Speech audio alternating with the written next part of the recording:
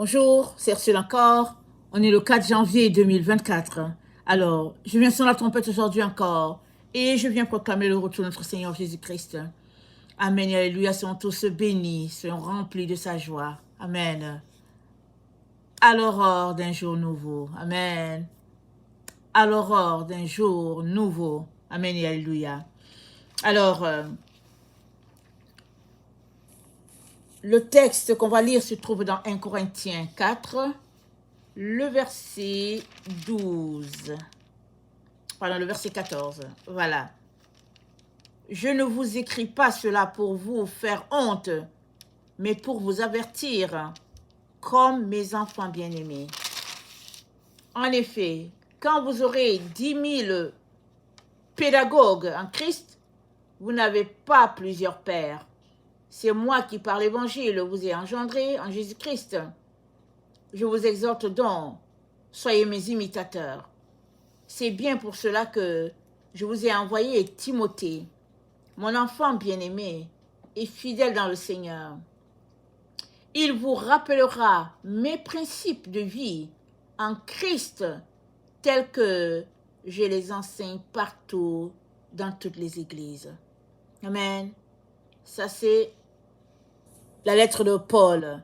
Il écrit à ses enfants, les Corinthiens, et c'est Timothée qui part avec la lettre. Amen. Et il leur dit que Timothée va leur rappeler ses principes de vie en Christ. Et c'est ça qu'il enseigne partout. Alléluia et amen. Quelle conformité avec la parole de Dieu. Alors Paul, amen, qui au début persécutait l'Église, a expérimenté l'amour du Seigneur sur le chemin alors qu'il partait pour persécuter l'Église, pour les mettre tous en prison et puis les exterminer. Jésus-Christ l'a rencontré sur le chemin. Et Jésus-Christ lui a dit, il te sera dur de régimber contre les aiguillons. Là où tu t'en vas là, Paul, si tu ne changes pas, tu ne pourras pas tenir devant les aiguillons. Parce qu'une fois dans le lieu où le feu brûle, tu ne peux pas tenir. Et Paul a changé, carrément. Et ce n'est pas les apôtres qui lui ont apporté l'enseignement. Il s'est retrouvé dans une maison, il se cachait parce que les gens pouvaient en finir avec lui. Ses maîtres religieux pouvaient en finir avec lui. Et Paul s'est retrouvé là, il s'est formé, il s'est vidé d'abord de tout ce qu'il avait et il a étudié les Écritures avec l'aide du Saint-Esprit. Il a appris qui était Christ en réalité et maintenant il les enseignait dans les synagogues et on sait tous la vie de Paul, comment les gens l'attrapaient, les gens le frappaient. Et quand on finissait de le frapper, Paul retournait encore pour prêcher la parole. Parce que Jésus-Christ lui a dit, il lui sera dur de régimber contre les aiguillons. Parce que maintenant qu'il connaissait la vérité, il a dit qu'il était saisi d'un amour pour ses frères. Et que il se demandait même qu'est-ce qui était mieux. Est-ce d'être avec ses frères dans l'ignorance, comme ça ils périraient tous ensemble, ou bien être de l'autre côté où ils ne sont pas, c'est-à-dire du côté de la vérité, et se battre tous les jours pour leur apporter la vérité. Et nous savons qu'ayant goûté à la grâce de Dieu, il ne pouvait pas continuer de faire comme s'il ne savait pas. Alors, il prêchait la parole de Dieu à tout moment, à tout champ, à tout bout de champ. Malgré ses persécutions, il prêchait la parole de Dieu, il prêchait la vérité. Et comme on le voit, il dit aux Corinthiens, Timothée vient, il porte ma lettre, mais il va vous enseigner mes principes de vie. Et il dit, c'est comme ça que j'enseigne partout dans toutes les églises. Question de dire que s'il y a quelqu'un d'autre qui vient vous parler d'autres choses différentes, ce n'est pas de moi. Parce que moi, j'enseigne les mêmes choses et j'ai une façon de faire et puis c'est comme si c'est comme ça. Voilà un peu comment Paul leur parlait. Et quels sont les principes de Paul? Amen. C'était des principes qui ne sont pas différents de ceux de notre Seigneur Jésus-Christ. Alors, dans ces principes, n'est-ce pas, il dit dans 1 Corinthiens, excusez, dans 1 Thessaloniciens 6, voilà ce qu'il dit. Et vous-même, vous avez été mes imitateurs et ceux du Seigneur, en recevant la parole au milieu de beaucoup de tribulations, avec la joie du Saint-Esprit, en sorte que vous êtes devenus un modèle pour tous les croyants de la Macédoine et de l'Achaïe. Non seulement, en effet, la parole du Seigneur a retenti de chez vous, dans la Macédoine et dans l'Achaïe, mais votre foi en Dieu s'est fait connaître en tout lieu, de telle manière que nous n'avons pas besoin d'en parler. Car on raconte à notre sujet quel accès nous avons eu auprès de vous et comment vous êtes, comment vous vous êtes convertis à Dieu en abandonnant les idoles pour servir le Dieu vivant et vrai et pour attendre des cieux son Fils qu'il a ressuscité des morts, Jésus, qui nous délivre de la colère à venir. Alléluia. Jésus nous délivre de la colère à venir. Et Paul leur a prêché cela. Il dit, on raconte comment vous vous êtes convertis en abandonnant les idoles pour servir le Dieu vivant et vrai. Alléluia. Quelles sont les idoles que tu as dans ta vie? Amen. En même temps que tu avais Jésus, en même temps, des idoles. Combien de sacs de mèches as-tu, de rallonges, les postiches, les perruques, les chaussures aux talons, les fards, les mascaras, les bracelets, les boucles d'oreilles, les voitures, les hélicoptères, et j'en passe. Je peux continuer de citer et de citer et de citer. Ça, c'est quand la chose est matérielle qu'on peut toucher. Maintenant, combien d'idoles as-tu en ligne? Telle personne, ton idole, ton acteur préféré, et puis telle émission, ce que tu regardes, et puis j'en passe.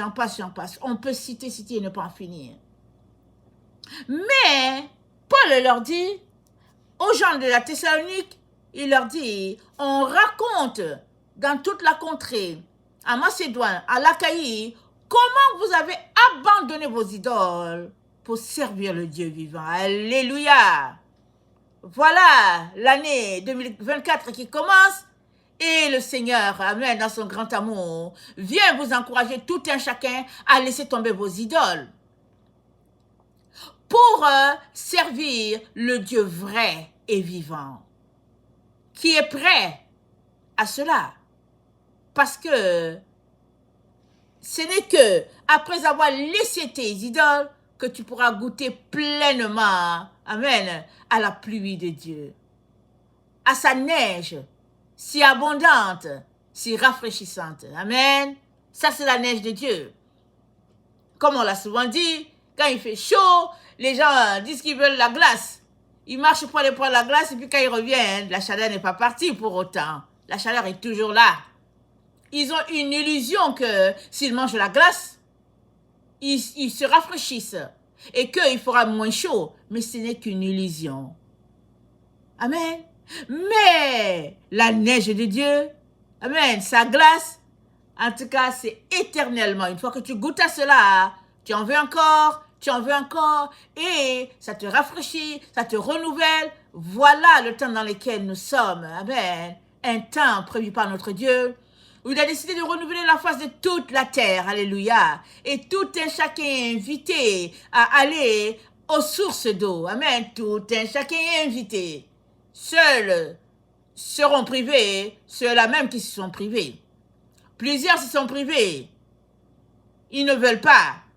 Ils ont décidé de changer leur gloire, comme dit dans Romains 1, et de se tourner vers les mensonges de ce monde. Mais tous ceux-là qui, au fait, disent non aux mensonges, mais oui à Jésus, C'est à eux que Dieu parle. Dieu leur dit et leur demande d'aller jusqu'au bout. De ne pas juste dire ma vie à Jésus. Et en même temps que ta vie à Jésus, les idoles sont aussi là. Non. Paul te dit en ce jour, amen, il te dit en ce jour, si tu as donné ta vie à Jésus, alléluia, amen, alors va jusqu'au bout. Laisse tomber tout ce qui est idole, mensonge, séduction, illusion. Laisse tomber tout cela et embrasse-le pleinement à 100% afin de bénéficier de son eau, de sa source, de sa fraîcheur. Amen. 1 Thessaloniciens 1, le verset 6. Et vous-même, vous avez été mes imitateurs et ceux du Seigneur. Amen. En recevant la parole au milieu de beaucoup de tribulations, avec la joie du Saint-Esprit. Alors, ils ont imité Paul et ils ont imité leur Seigneur Jésus. Amen. C'est spécial, n'est-ce pas? Paul imitait tellement le Seigneur Jésus qu'il le mentionne. Parce qu'on peut dire, mais est-ce qu'il exagère? Est-ce qu'il essaie de s'identifier à Jésus? Qu'est-ce qu'il essaie de faire? Mais Paul ne disait que la vérité. Il a imité Jésus-Christ en tout temps. Voilà pourquoi sa bouche confesse ce qu'était sa vie. 1 Corinthiens 11, le verset 1.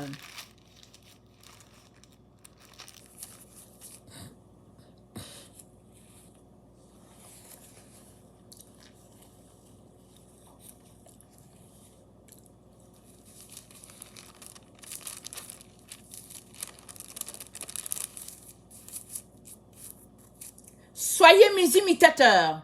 Je suis dans 1 Corinthiens 11.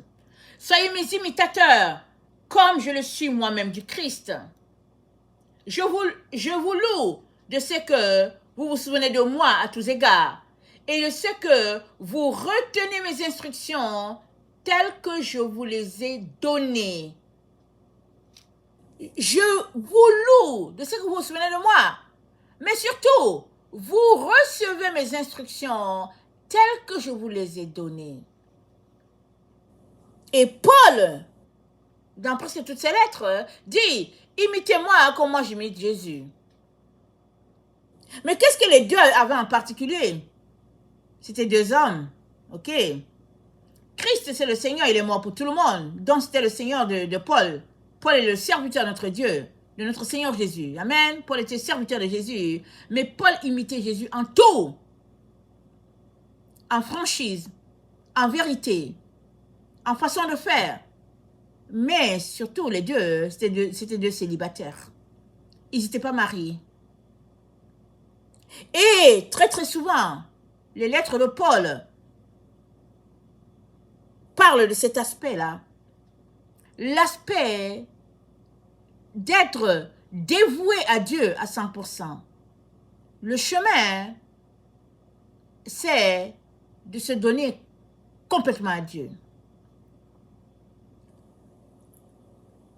Complètement. Il dit, soyez mes imitateurs, comme je le suis du Seigneur. Parce que Jésus est venu nous montrer l'exemple. Il est le modèle.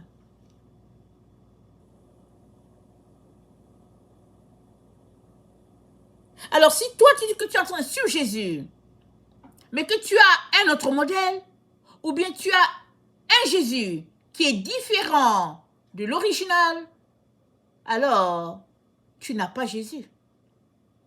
Tu as juste un certain Jésus, quelqu'un qui s'appelle Jésus, mais qui n'est pas le vrai, qui n'est pas l'original. C'est-à-dire, tu es dans le faux.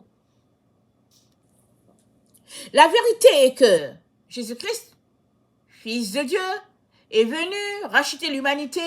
Il est venu, il est mort, amen, sur la croix, son sang a coulé pour toute l'humanité. Et il a enseigné la vérité. Comment tout un chacun pouvait retourner à Dieu. Comment tout un chacun pouvait marcher de manière à retourner à Dieu. Et pour cela, Jésus-Christ a parlé de pureté, de perfection. Il a dit, soyez parfaits comme votre Père. Mais avec le temps et les siècles, amen, le projet de l'ennemi a pris le dessus sur le projet de Jésus. Et la vérité, tant connue du temps des apôtres, a été cachée aux enfants de Dieu. On les a plutôt encouragés à se marier, à se marier, à se multiplier, à se multiplier, à se marier, à se marier, à se multiplier, à se multiplier.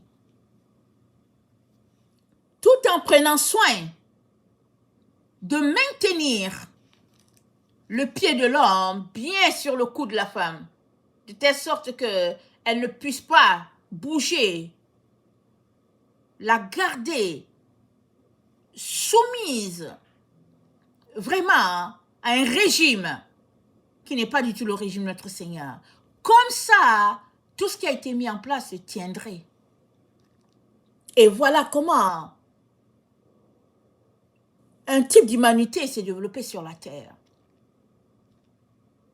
Embrassant la voie du milieu, la perversion et la sainteté en même temps, on ne sait pas comment c'est possible. Et la soumission à outrance à quiconque ne ferait pas ce que les hommes ont mis en place. Parce que c'est la doctrine des hommes qui a été mise en place et qui s'est répandue sur la terre. De manière à ce que Christ soit étouffé. Il y en a qui se sont rebellés.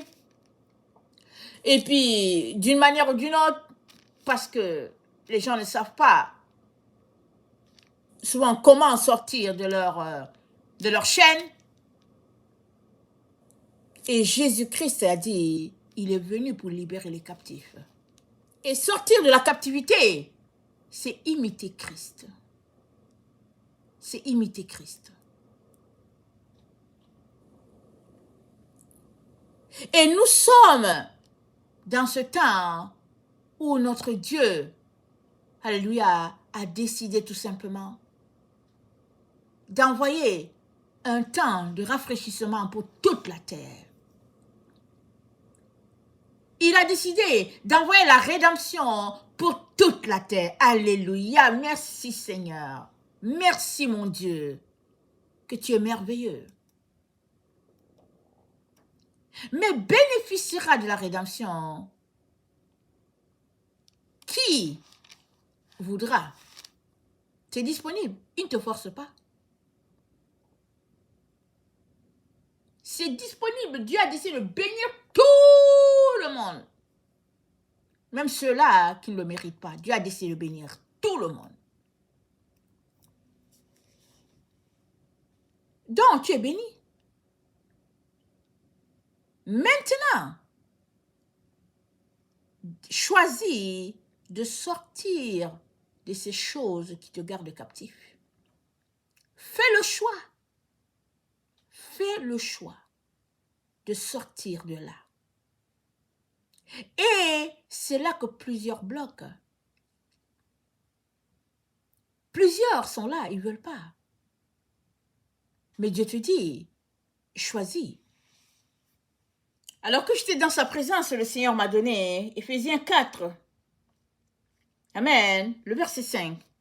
Il dit, il y a un seul Seigneur, une seule foi, un seul baptême, un seul Dieu et Père de tous, qui est au-dessus de tous, et parmi tous et en tous. Il y a un seul. Amen. Il y a un seul. Il n'y a pas 1000. Le Seigneur Jésus, il y a un seul. Et il y a une seule foi. Le type de foi de Dieu. Et Père Abraham l'avait. Alors si toi, tu as un Seigneur, que tu as un Jésus que tu appelles, qui n'est pas le Jésus qui t'a sauvé, alors tu es tout simplement dans le champ. Et tu dois choisir d'embrasser celui-là qui t'a accordé la rédemption. Tu dois choisir de l'embrasser. C'est-à-dire, tu dois ôter de toi l'envie de te vautrer dans la chair. Rien n'est impossible à Dieu. Rien. Tu as des difficultés? Appelle le Seigneur. Par son esprit, il t'aidera. Rien n'est impossible à Dieu. Parce que cette vie dans laquelle l'enfant de Dieu se vautrait, ou bien cette vie que l'enfant de Dieu partageait avec ceux du monde, n'est pas la vie que Jésus-Christ lui a acquise. Jésus-Christ est venu mourir pour délivrer l'humanité entière des voies du serpent. C'est le serpent qui a conduit, je veux dire l'adversaire, qui a conduit les humains à marcher sur la voie du plaisir de la chair.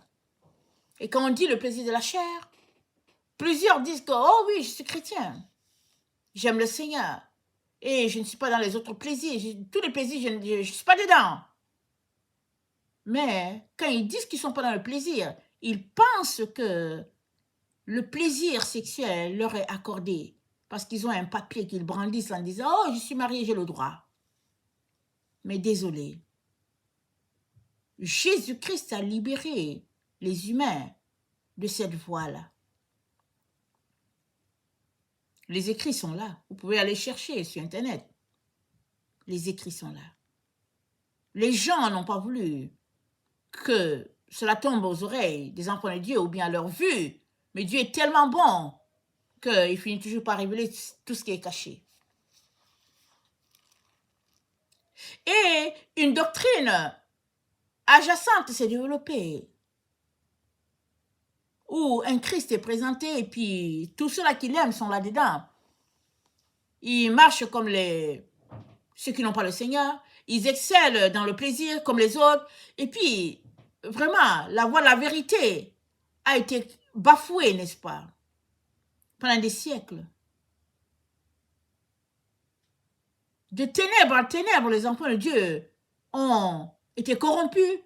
On les a enfoncés de ténèbres en ténèbres parce que l'ennemi ne voulait pas que la vérité soit. Mais aujourd'hui, les temps dans lesquels nous sommes, le Seigneur apporte la révélation à toute la terre. Voilà pourquoi Paul dit, soyez mes imitateurs comme je le suis du Seigneur. Lequel Seigneur a imité Dieu le Père parfaitement. Amen. Éphésiens 4, le verset 1, je retourne, n'est-ce pas? Le Seigneur a donné Éphésiens 4, le verset 5. Je retourne à Éphésiens 4, on va lire. Je vous exhorte donc, moi, le prisonnier dans le Seigneur, à marcher d'une manière digne de la vocation qui vous a été adressée, en toute humilité et douceur, avec patience vous supportant les uns les autres avec charité, vous efforçant de conserver l'unité de l'esprit par le lien de la paix. Il y a un seul corps et un seul esprit, comme aussi vous avez été appelés à une seule espérance par votre vocation. Il y a un seul Seigneur, une seule foi, un seul baptême. Verset 3. Vous efforçant de conserver l'unité de l'esprit par le lien de la paix. L'unité de l'esprit, c'est l'unité avec qui? C'est l'unité avec tous ceux-là qui nous ont précédés, des siècles et des siècles et des siècles avant. Et c'est l'unité avec Dieu le Père. Alléluia. Voilà ce que l'apôtre Jean nous dit. Première épître de Jean, ce qui était dès le commencement, ce que nous avons entendu, ce que nous avons vu de nos yeux, ce que nous avons contemplé et que nos mains ont touché concernant la parole de vie, car la vie a été manifestée et nous l'avons vue et nous lui rendons témoignage et nous vous annonçons la vie éternelle qui était auprès du Père et qui nous a été manifestée. Ce que nous avons vu et entendu, nous vous l'annonçons à vous aussi, afin que vous aussi, vous soyez en communion avec nous. Or, notre communion est avec le Père et avec le Fils Jésus-Christ. Et nous vous écrivons ces choses pour que votre joie soit parfaite. Alors, il dit aux Éphésiens, efforcez-vous de conserver l'unité. Et c'est l'unité avec tous ceux-là qui nous ont précédés, y compris avec le Père et avec le Fils.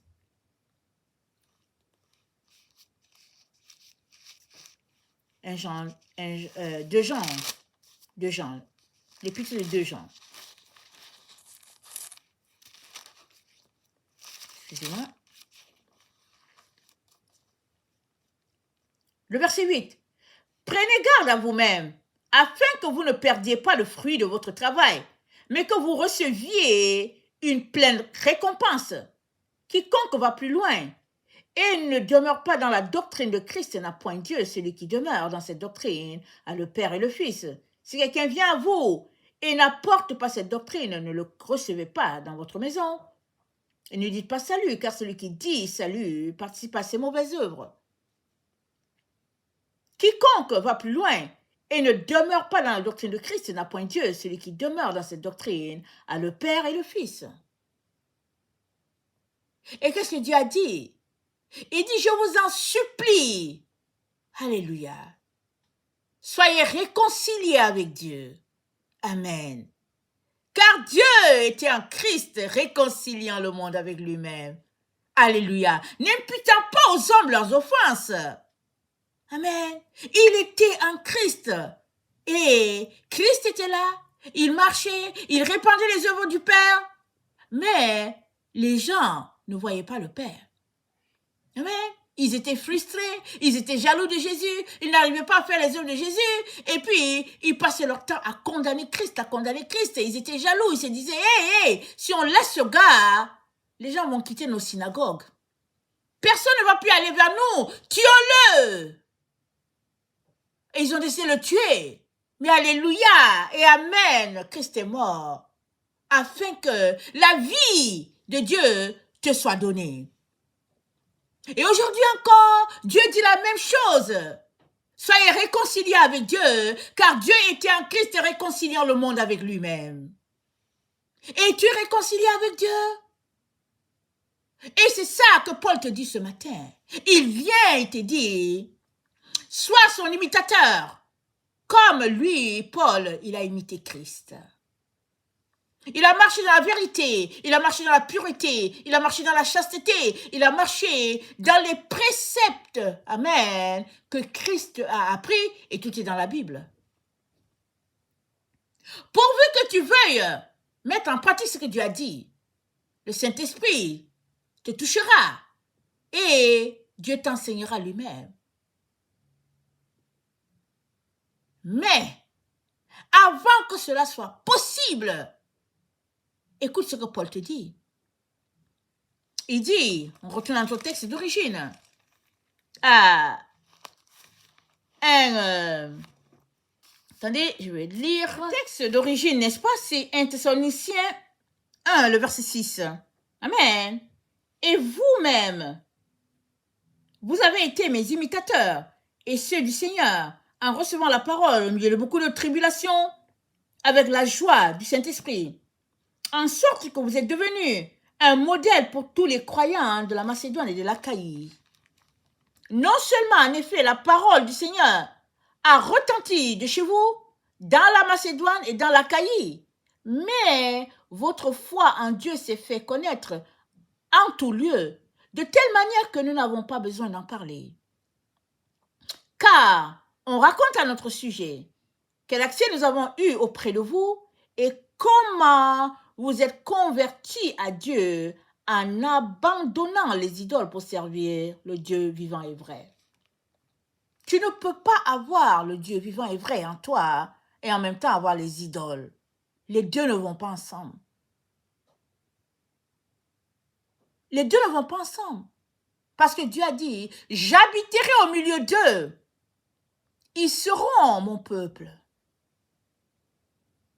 Il a dit, bâtissez-moi un temple. Mon sanctuaire sera au milieu d'eux. Et où est le sanctuaire de Dieu? Son sanctuaire, c'est sa maison. Tu es sa maison. Tu es son temple. Et pour cela, tu as besoin de te débarrasser de tout ce qui ne fait pas la gloire de Dieu. Oui, un jour, tu donnes ta vie à Jésus et tu marches, n'est-ce pas, chaque jour, laissant de côté toutes ces choses-là qui n'honorent pas Dieu. Mais si, après 20 ans, 30 ans avec le Seigneur, tu es toujours en train de faire les mêmes choses en disant, c'est pas grave, Jésus m'a racheté, c'est pas grave, ça, on n'appelle pas ça être un jeune chrétien. On appelle ça se moquer de Dieu.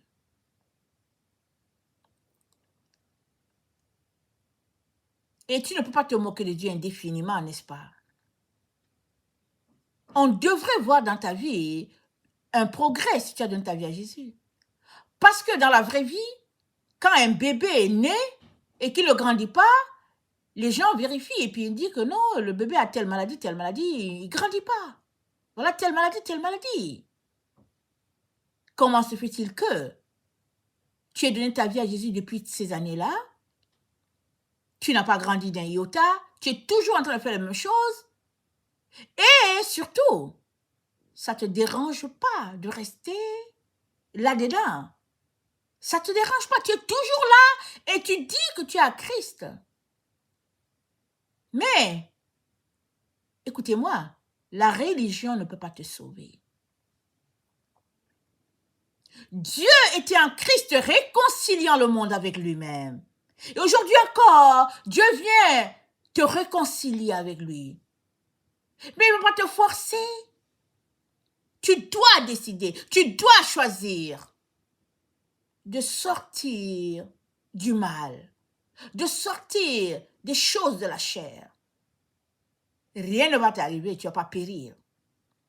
C'est les mensonges de l'ennemi qui te font croire que si tu sors de certaines choses que tu aimes, alors ce sera grave pour toi. Non. Concentre-toi sur Jésus. Concentre-toi sur lui et lui seul. Et tout ira bien.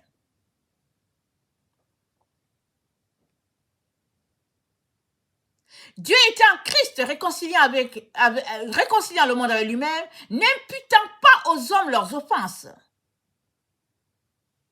Et nous faisons fonction en ambassadeur de Christ, c'est ça que dit la parole de Dieu. Paul était un véritable ambassadeur de Christ. Il disait, imitez-moi comme moi j'ai imité Christ. Chaque enfant de Dieu est appelé à imiter Christ. Et pour imiter Christ, toutes les idoles dans ta vie doivent être mises de côté. Et souvent, il y a quelque chose dans ta vie, tu ne penses pas que c'est une idole, mais ça l'est. Mais plus tu passes le temps avec Dieu, Dieu va te révéler, n'est-ce pas, ce qui est idole et ce qui ne l'est pas. Amen. Alors, que sa grâce te soit accordée, n'est-ce pas, pour que tu veuilles changer ce qui a changé. Le Saint-Esprit est là, il est disponible plus qu'avant. Amen. Pour toi. Pourquoi plus qu'avant? Parce que Dieu a décidé de répandre sa rosée partout. Le Saint-Esprit était déjà là sur la terre. Et là, Dieu répand partout sa rosée à tout le monde. Le Saint-Esprit est là. Pourvu que tu veuilles, tu seras baptisé de sa rosée, tu seras baptisé de sa neige, tu recevras des fraîches eaux et tu repartiras à zéro. Que le Seigneur bénisse sa parole. Maranatha, Jésus revient. Amen et alléluia sont tous bénis. Amen.